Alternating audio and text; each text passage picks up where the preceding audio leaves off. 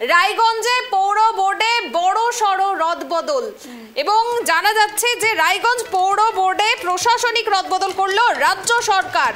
পৌর প্রশাসক সন্দীপ বিশ্বাসকে রেখে বাকি 3 জন সদস্যকে সরিয়ে দেওয়া হয়েছে। আগে বোর্ডে মোট 4 জন ছিলেন, তাদের মধ্যে অরিন্দম সরকার, প্রদীপ কল্যাণী এবং সাধন বর্মনকে সরিয়ে দেওয়া হয়েছে বলে সূত্রের খবর।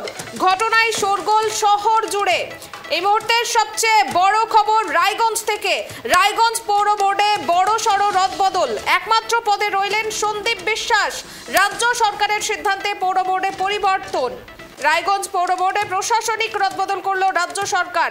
পৌর প্রশাসক সন্দীপ বিশ্বাসকে রেখে বাকি 3 জন সদস্যকে সরিয়ে দেওয়া হয়েছে।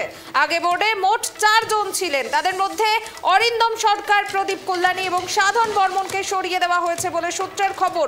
ঘটনায় শোরগোল শহর জুড়ে। যে খবরের দিকে নজর রাখছি, রায়গঞ্জ পৌর বোর্ডের বড় রদবদল, একমাত্র পদে রইলেন সন্দীপ বিশ্বাস।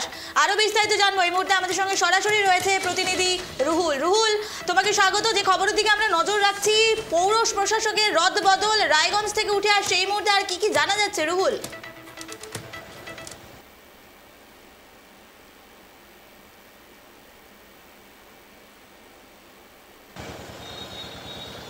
যান্ত্রিক গোলযোগের কারণে প্রতিনিধির সঙ্গে যোগাযোগ করা যাচ্ছে না, তবে আপনাদের একেবারেই জানিয়ে রাখবো এই মুহূর্তে এই বিষয় নিয়ে কিন্তু অত্যন্ত শোরগোল পড়ে গিয়েছে রায়গঞ্জ জুড়ে।